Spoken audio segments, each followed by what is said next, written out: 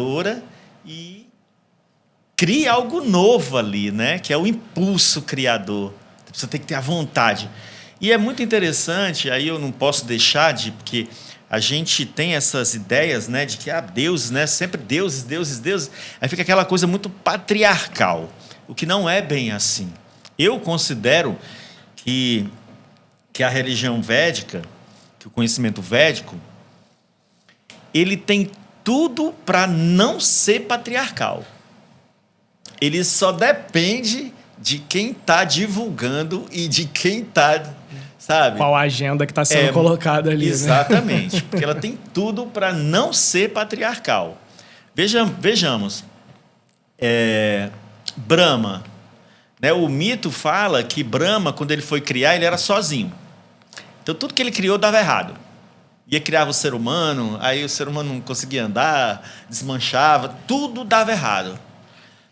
E aí, ele só começou a criar alguma coisa que prestasse quando apareceu Sarasvati, a consorte.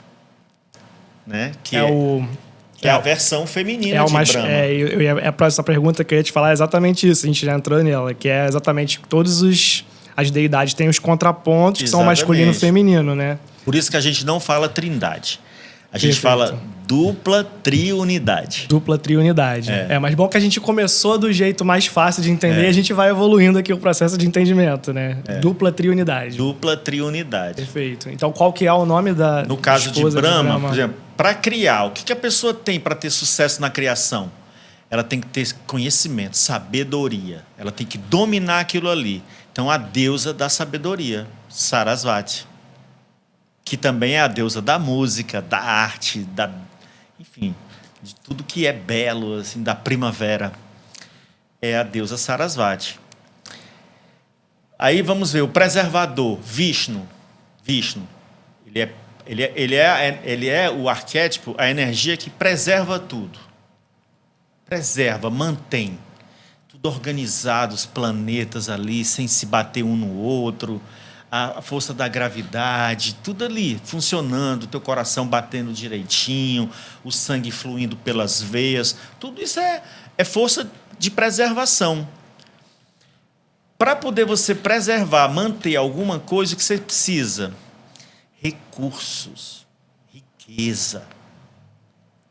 Lakshmi, a deusa Lakshmi, ela que provém isso.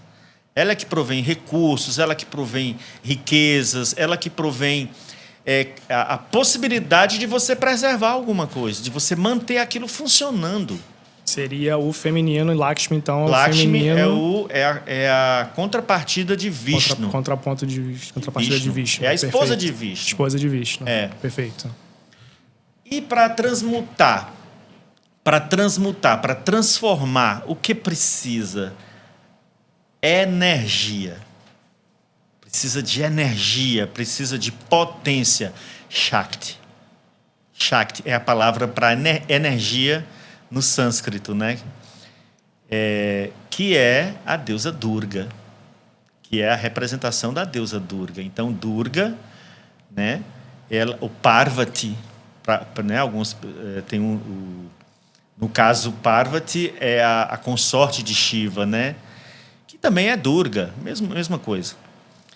E aí, só que é um outro aspecto um pouco diferente, depois a gente pode falar sobre esse tema. Uhum. Então, assim, as energias femininas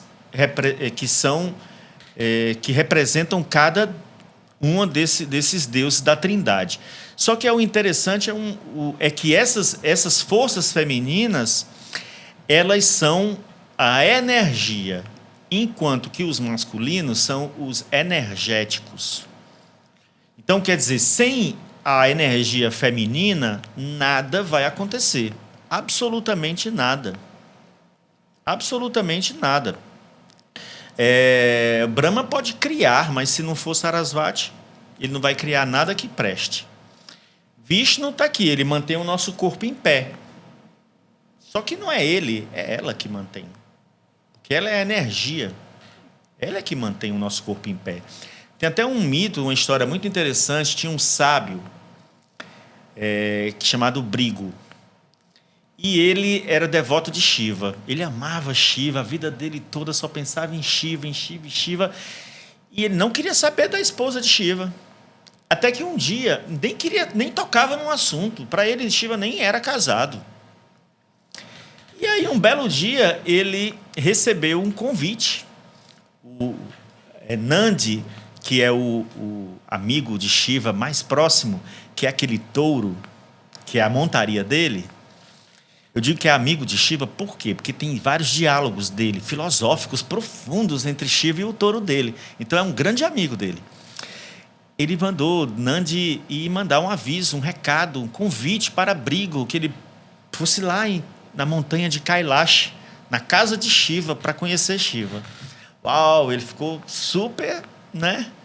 Ficou super feliz e tal, recebeu um convite de Shiva. Lá vai ele. Quando ele chegou lá, ele nem olhou para a esposa de Shiva. Nem olhou. Isso, no início, ela deixou para lá, mas depois ela começou a se incomodar com aquilo. E, apesar que Shiva chegou para ele e deu instrução para ele que ele deveria reconhecê-la, ele não deu atenção nem para o que Shiva falou. E aí ele precisava de fazer um ritual, que é o ritual de circunambulação.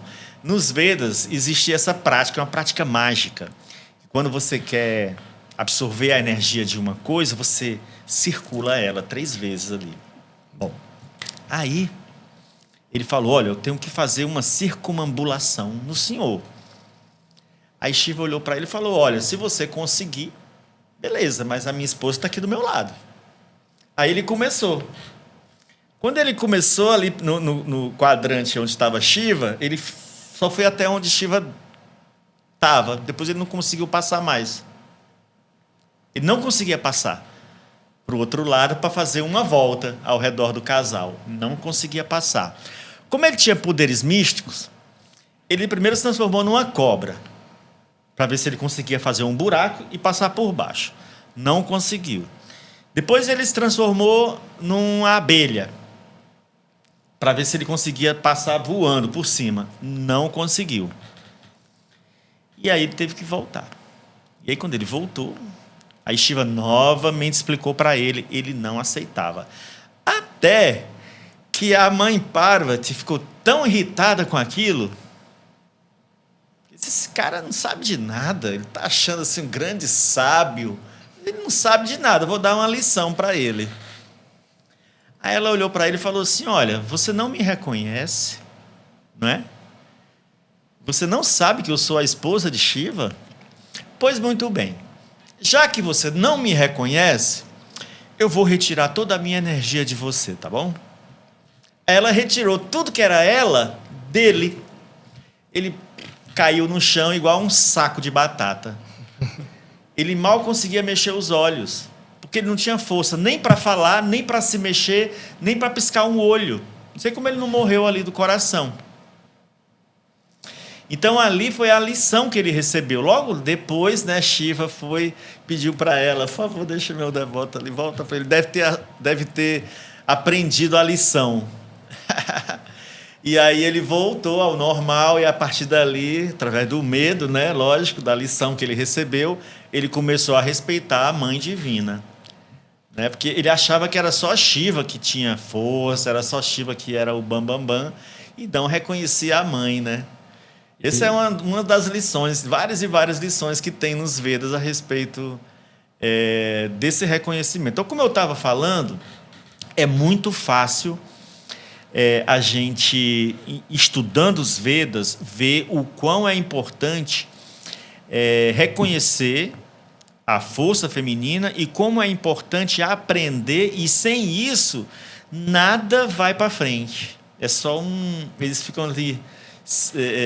não consegue avançar no conhecimento se não reconhecer. Tem, acho que diversas coisas, até e como eu falei, tem várias coisas que chegam na mesma conclusão, né? Até se você for numa constelação familiar ali, a figura materna, ela